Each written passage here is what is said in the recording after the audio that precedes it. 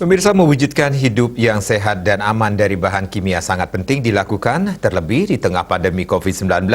Hal tersebut misalnya dengan mengonsumsi sayur sehat, yakni sayur organik.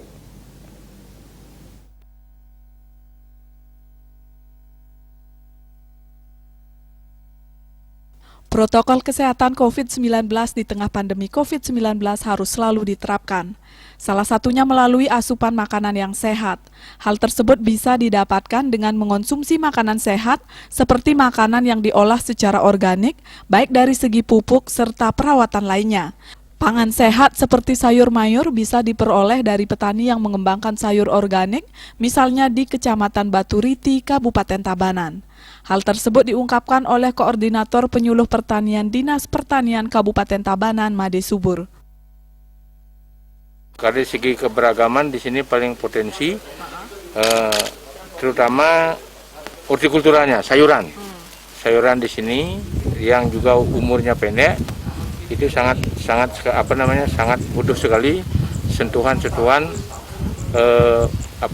pupuk organik, sehingga hasilnya juga yang dikonsumsi oleh banyak orang, apalagi lainnya ke hotel-hotel dikirim itu supaya menghasilkan seperti saya katakan tadi, itu adalah manusia yang sehat lah, pikirannya sehat, perkataan sehat, omong-omongannya sehat, dan perbuatan juga mereka sehat.